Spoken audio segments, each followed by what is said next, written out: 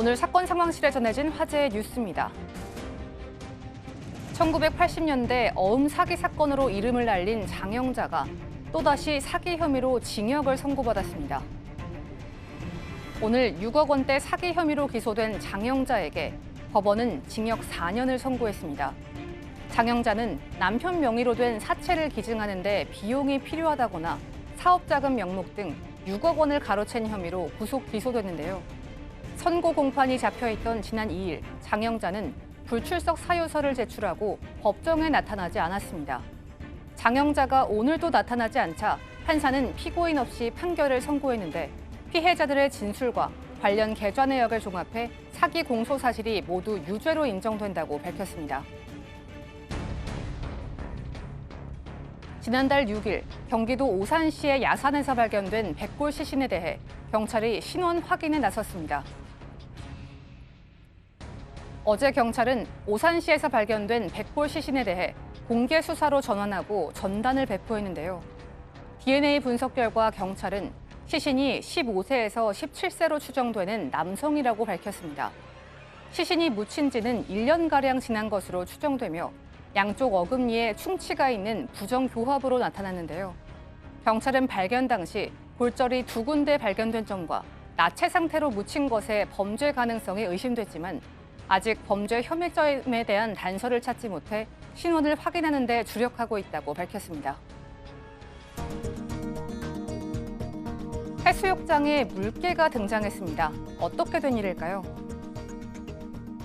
지난 2일 강원도 동해시 망상해수욕장. 그물을 든 사람들이 해수욕장 한가운데에 있는 물개를 잡는 데 성공합니다. 발견 당시 목에는 바다에 버려진 폐그물이 걸려 괴로워하고 있었는데요. 신고를 받고 출동한 해경과 소방당국 등이 30분간의 구조작전을 벌인 끝에 무사히 구조될 수 있었습니다. 알고 보니 이 물개는 멸종 위기종으로 알려진 북방 물개인 것으로 알려졌으며 경포 아쿠아리움에서 한 달가량 집중 치료를 받은 후 바다로 돌려보낼 예정입니다. 청와대가 고효정에게 사형을 선고해달라는 청원에 답변했습니다.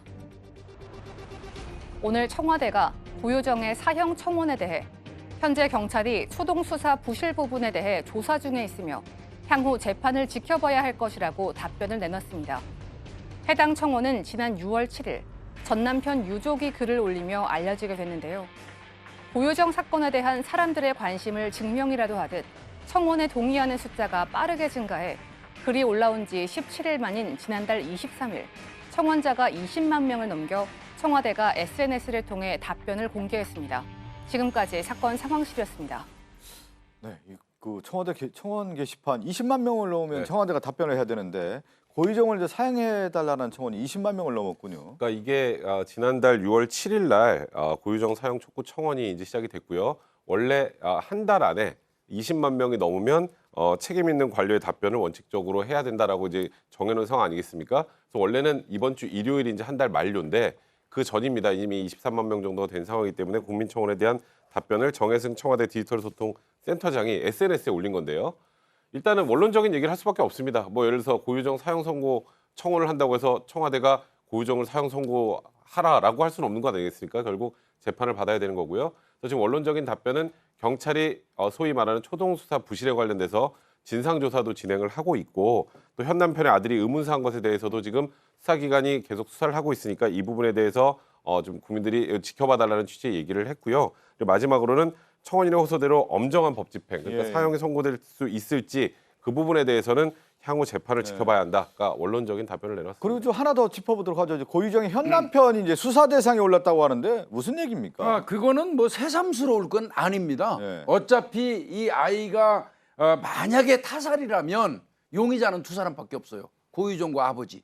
뭐 그 본의 아니게 아들을 잃은 피해자이기도 하지만 한편으로는 타살이라면 타살로 추정이 된다면 그거는 용의자는 고유정과 아버지일 수밖에 없기 때문에 그렇게 얘기를 하는 거고요. 일단은 경찰에서는 지금 고유정에 대해서 2차례에 걸쳐서 조사를 받았어요.